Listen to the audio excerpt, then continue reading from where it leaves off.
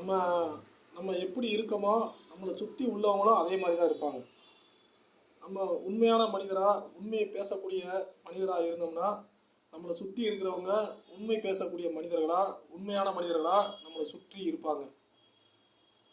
நம்ம அவர்கள் அவங்க நமக்கு நம்மளை சுற்றி உள்ளவங்க எது சொன்னாலும் நம்ம நம்புவோம். ஏன்னா அவங்க உண்மையான மனிதர்கள். அது மாதிரி ஒரு பொய்யான மனிதர் இருப்பார். அந்த பொய்யான மனிதரை சுற்றி யார் இருப்பா? உண்மையான மனிதன் இருப்பானா? பொய்யான மனிதன் தான் இருப்பான் சுற்றி. அந்த பொய்யான மனிதன்கிட்ட சுற்றி இருக்கிறவங்க பொய்யான மனிதராக இருப்பாங்க. அந்த சுற்றி உள்ள பொய்யான மனிதர் எது சொன்னாலும் இந்த பொய்யான மனிதர் நம்புவார். நம்ம எப்படி இருக்கோமோ அதே மாதிரி தான் நம்மளை சுற்றி உள்ளவங்களும் அதே மாதிரி இருப்பாங்க. அதுக்கு நம்ம காசு பணம் செலவழிக்கணும்னு அவசியம் இல்லை.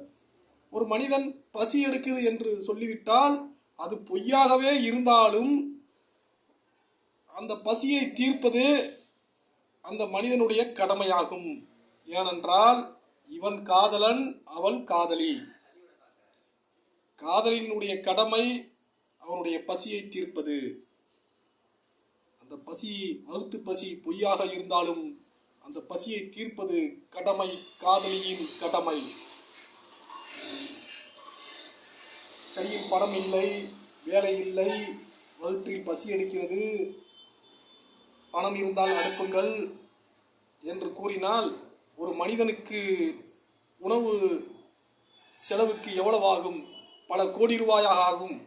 ஒரு 1000 ரூபாய் கொடுத்தாலும் போதும். அல்ஹம்துலில்லாஹ், அதை வைத்து 10 நாட்கள் கதையை ஓட்டி விடலாம். அதுக்குள் வேலைகள் வந்துவிடும். வேலைகள் எனக்கு ரொட்டேஷன் ஆகிவிடும்.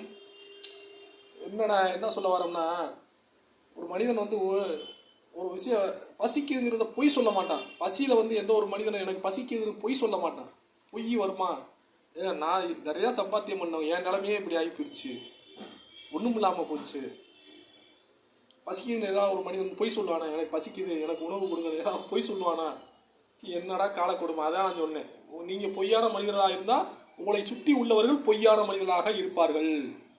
நான் உண்மையான மனிதனாக இருக்கேன். என்னுடைய இறைவனுக்கு பயந்து என்னை சுற்றி உள்ளவர்கள் உண்மையான மனிதர்களாக இருக்கார்கள். அவர்களுக்கு நான் சம்பளம் எதுவும் கொடுக்கல. என்னை சுற்றி உள்ளவங்களுக்கு மாதம் சம்பளமாக கொடுத்துக்கிட்டு இருக்கேன். எனக்காக உண்மையாக இருக்கார்கள், உண்மையான மனிதராக இருக்காங்க, உண்மையை பேசக்கூடிய மனிதர்களாக இருக்காங்க. நான் என்ன கட்டளை இட்டாலும் அந்த கட்டளையை நிறைவேற்றி விடுவார்கள் அவர்கள் எனக்காக. எனது